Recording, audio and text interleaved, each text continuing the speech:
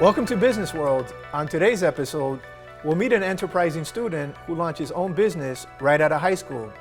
But first, we'll take a closer look at the Student Life Skills course. Is it the key to college success? The purpose of Student Life Skills is to help new college students by providing information and resources for essential life skills such as health and wellness, interpersonal relationships, finances and home skills, career resources, and transitioning to college and beyond. Starting a new business can be challenging for any adult, but our next guest recently graduated from high school and is a new student at MDC. He recently launched a small business, Ricky's Kitchen, and is here to talk about everything food. Please welcome the founder of Ricky's Kitchen, Rick Carballo. Hey there. Rick, welcome to the show. Thank you for coming. No, thank you for having me. Awesome, man. Tell us a little bit about the Ricky's Kitchen and how it got started. Well, I've always been cooking. I've been cooking since a little kid. All right. I could cook before I could even reach a stovetop. I remember I was a little kid, scrambling eggs, and I could barely, reach the stovetop. Okay. But I would always cook for my friends. They would always go over to my house, and I would, make a bunch of food for them. And then people would give me the idea, oh, you should sell this food. You could make money off of this. And I wasn't too keen on that idea. It was just something I did as a hobby, not really for something I could sell. Right. But then I realized I can make a lot of money. I don't know what I was thinking. And Right. so I went along and did it. I remember the first day, I sold out. I did it through social media. I posted on my story, oh, I'm selling a brown stew chicken. That was the first dish I sold. And then the next dish I sold was my jerk chicken. And that, I had people blowing up my phone. Wow. Over that, that's how people, because it was all through word of mouth. So what type of food do you cook, first of all? Is there a particular genre? I cook mostly Caribbean food. I'm from Nicaragua, so Right. Of course, I like to cook Nicaraguense food. Sure. But mainly is Jamaican food. Wow, Jamaican food, okay. Mm-hmm. Wow, how did you get interested in that? And maybe if you can share a little bit about the history of Jamaican food, perhaps? I remember the day. It Okay. was Art Basel. It was 2016, and I was walking around and I smelled something in the air. It was jerk pork. It was some guy Wow, in the okay. corner with his smoker. He was Right. smoking up a big piece of jerk pork, and I tried it and I fell in love with it that day. But with Jamaican culture, my sister, she always listened to dancehall music. All right. A lot of artists like Vibes Cartel, Popcorn, Shabba Ranks. It was also something that would play in the house too, on the radio. So I was always keen on Jamaican culture, Right. and it was just Jamaican food that I got into later that I fell in love with. Tell me a little bit about what are you doing for advertising or marketing Advertising? now? Are you on social media and As I said, Yeah. it's all through word of mouth. all through word of mouth? Mhm. Wow, that's amazing. Okay. Yeah, it's amazing, man. I don't want to go on a limb here and say that I was a popular kid in high school, but I knew a lot of people in high school, so Right. I use that to my advantage. Okay, so Yeah. you're using your networks. in high Exactly, school. Nice. exactly. But this is more of a takeout model? It's a takeout and it's a catering service. Oh, nice. I do delivery in the Little Havana and surrounding areas like Alapata, South Miami, Coconut Grove, Right. and I cater to anywhere in South Florida. Have you done any events recently? I've done. Tell us a little bit about that. Yeah, I did one event recently. It was an underground electronic rave, and it was a huge success. So help me out. I don't really know Jamaican food that much. What are their dishes? Jamaican food. Yeah. No, Jamaican food is a mixture of the native Taino people of Jamaica, Okay. of African slaves, and Spanish, and of the people that colonized it previously before the English. It was the Spanish, so it's a huge mixture of all that. The main dish, the most popular dish, other than Jamaican patty, is jerk chicken.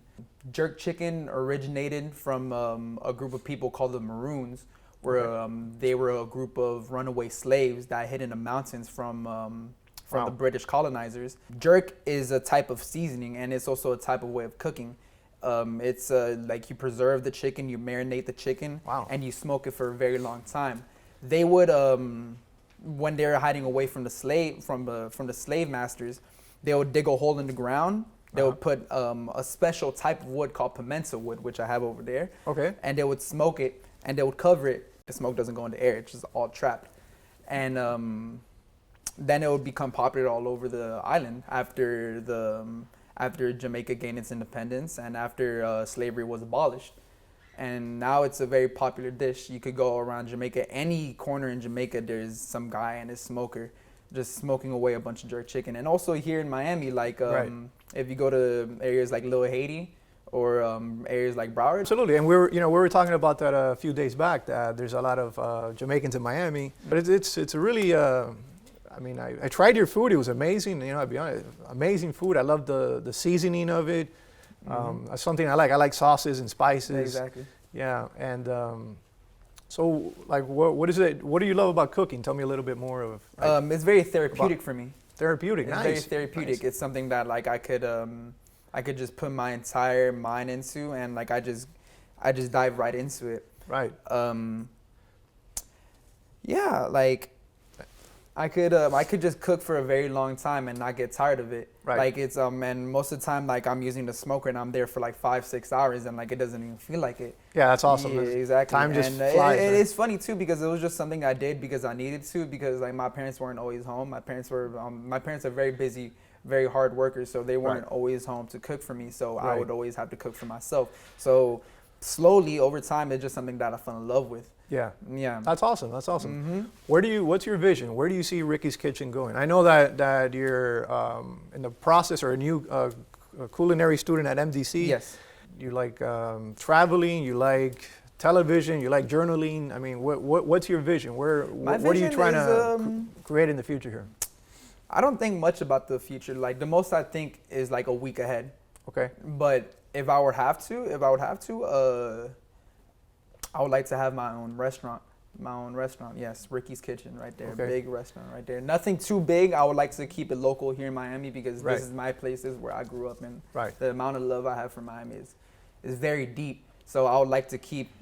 I wouldn't like to forget where I came from. Exactly. Right. So you feel that you have loyalty to Miami, and to the community. I would like to travel. I would like to have like pop-ups. What's a pop-up? A pop-up is basically like I would set up shop in any other city and just sell my food there. Do you do that like with a food truck, you mean? Yeah, with a food truck. Yeah. Or like a little food truck? Anything, either a food truck or like a little tent. Right. Yeah. That's pretty neat. I guess you could do that if they have, what? If I have a following, if I'm following by then. If you have what? If like I have a bigger following. Oh, I'm sure you're going to build that. No, but Exactly. I was going to say, I'm sure like, for example, different states have different events. You know, I think that would be a great idea, right? Like you insert yourself there.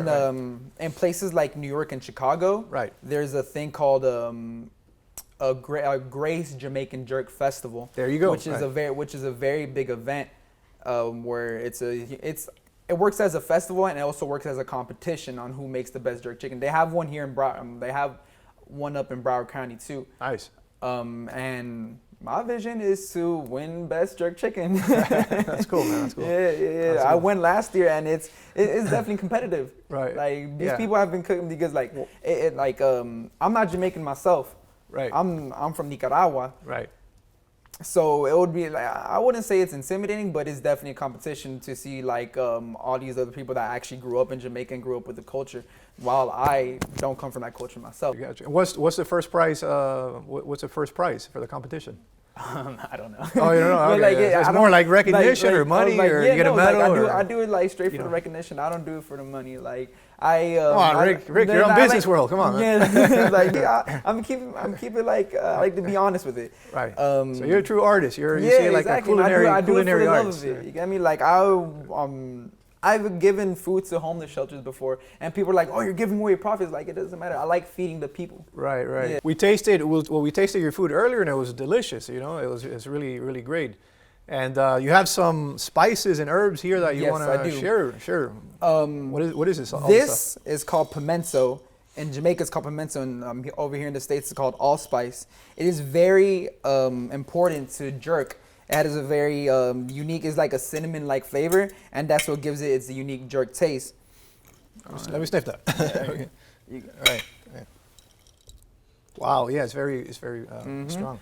It also uses, I don't have it on me right now, another essential ingredient is a Scotch bonnet pepper. It gives it its unique kick to it. It's nothing too spicy. Well, like if you bite it straight up, you're gonna go crazy. But if you put it inside the seasoning, you'll only get a kick of it. Nice. Another important ingredient that that makes jerk chicken is pimento wood.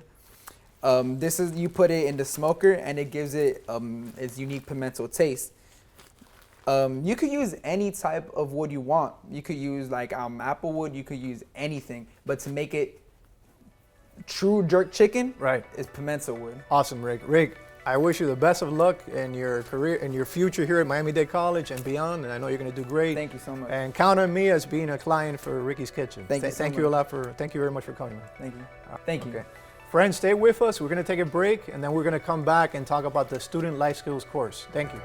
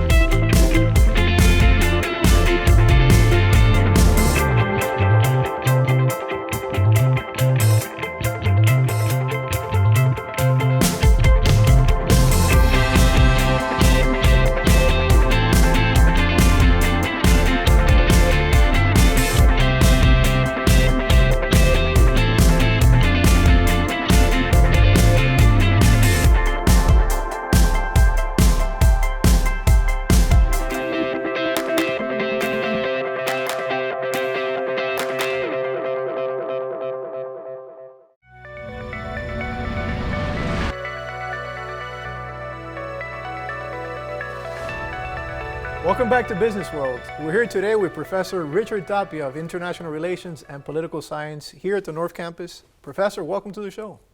Thank you for having me. It's good to return back here. Great. It's always a pleasure to have you here with us. I recently interviewed a young student. He started he's an entrepreneur. He's doing culinary arts here at Miami-Dade College. He's going to start very soon. And he started, it's interesting because he started a food business. And I know that we've been hit, tremendously hard with the pandemic. And so his model was he started a business that delivers, right? Because now many restaurants are closed or partially closed, right? What are some of the challenges that we're going to face in the next few months? Well, the challenge of any institution or any organization within our society that's facing a pandemic, similar to what we're seeing here, if you look at what societies have done, not just now with this pandemic, but what they've done in the past, they've noticed that social distancing tends to work. Right. However, how much can you social distance while maintain the functions and operations of a society? So we have to have vital and essential services open. Right. So food, hospitals, education, right? Government. Right. These are essential services, and to keep these essential services going, you need a strong, vibrant economy. So how do you balance out, and how do you make sure you put the health and safety of students, of employees, of consumers, of customers first? And there are provisions that we could take. We have preventative measures, such as wearing a mask, which we have Sure, here, and the only right. reason we've taken it off is because we have a plexiglass that basically protects us from these water particles or the particles that we're basically breathing out. So we're safe from infection. And if you look at here at Miami-Dade College, we've put the health and safety of our students, our staff, first by making sure that everybody has to wear a mask. Right. We have check-in stations, we have social distancing, we have the wristbands. We make sure that the number of classes for students that elect to come in, because if not, students could basically take classes online. So you give people choices. If you feel comfortable taking a class online, then you take remote learning or MDC online. If you feel comfortable coming in, then you also have classes for the students to come in that are limited in their size and capacity and socially distanced, with these precautions to make sure that you have all of these venues and you keep the operations going. So faculty also elect what type of class, if they want to teach MDC online. Right. If they have some type of issue with ADA, they're accommodated with remote learning. So these are the different things that businesses can do and governments could do to, one, guarantee the health and safety of their people, and two, make sure that the economy continues to open. It's almost a false narrative. They have to pick one over the other. Okay. You could do both. You could do both, but you have to be safe. Leveraging technology. Correct. And on that note, actually, this semester I'm actually teaching 2 courses through the online modality, right? And that's what I want to talk to you about briefly, because I know there's a lot of things going on now. So I know this show is going to be repeated, but we're filming the day after the election. So I in a second I want to go to your TV interview you just came out of with Telemundo. But before we do that, so I'm teaching student life skills course. Very briefly, if you can just talk a little bit about why student life skills course is important for first year students, and then we can.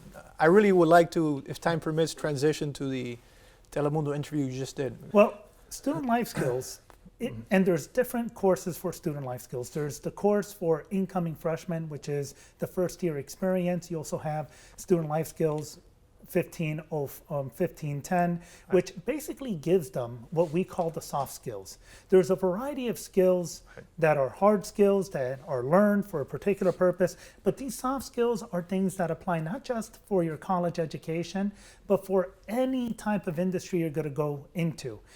How to take notes, how to actively listen, how to study, how to be an active learner, how to be able to interact and work well in groups and with others, team building exercises. These are skills that you're going to basically take everywhere with you.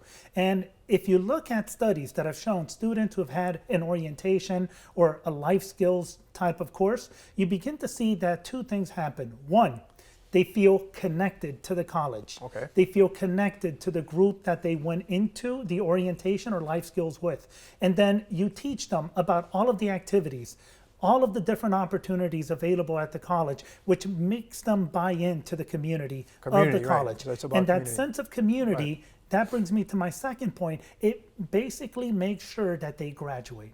The retention rate, the graduation rate, the success rate is much higher. And when I talk about much higher, you're talking about exponentially higher, dramatically higher, compared to other institutions that do not have a student life skills type of course. In many ways, the professor just teaches them these soft skills, teaches them life skills, and it's really like a life coach, where you're basically teaching students what has helped and worked for certain individuals and what resources are available here at the college. That is the difference between success and a student coming in, taking a course, and maybe dropping out after the first 2 semesters, which sadly you see all over the country. But here at Miami-Dade College, we graduate more minorities than any other institution. And a lot of it has to do not just with the fine and great professors that we have, it's because we have a curriculum designed to put students first, whether it's their health and safety, or the types of courses they have to take in the orientation. Students first. Okay, so on that note, it's a big thing is a sense of community, right? You want to be part of a community. You're not just one person taking courses on your own. No, you belong to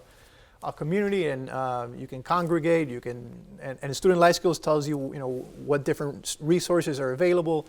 It's definitely probably the most important class. You should probably try to take it. Actually, your first semester, right? You're required. Yeah, you're required. Correct. That's how important the course is, that we require it within your first year.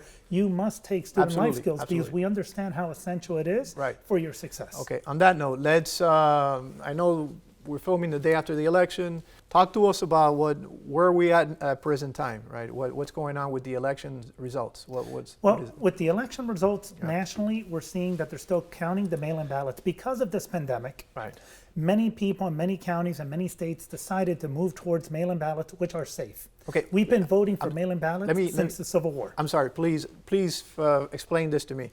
Is a mail-in ballot the same as an absentee ballot? Yes, it is. Oh, so yes, it mail-in is. Okay, ballot okay, is the all right. same as an absentee ballot. You could Right. request for the ballot to come to your house. Right. You fill it out, you sign it. The signature must match Okay. with what elections department has.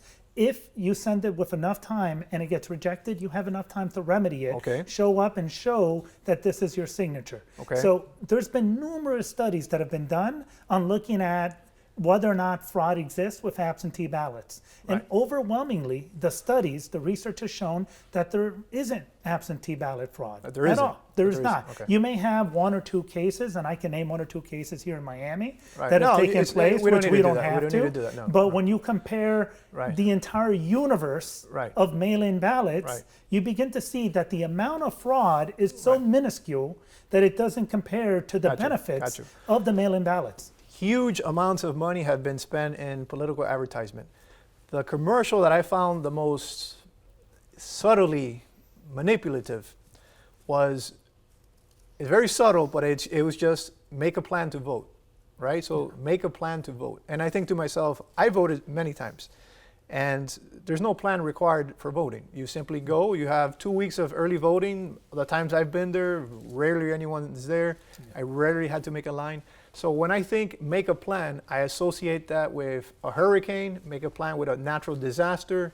So how much manipulation in semantics was involved in all the commercials that... Make a plan to vote is very interesting political psychology. You're telling the voter, you're try to get the voter to turn out. The key to winning any political campaign is to Right. make sure that your voters turn out. Right. Who's going to win this election? What happened in the 2016 election? Very simply put, Donald Trump's voters showed up. The Democratic voters did not show up compared to Trump's voters. His coalition came out to vote in Michigan, in Wisconsin, in Pennsylvania. And so states that were once carried by President Obama Right. was now carried by Trump.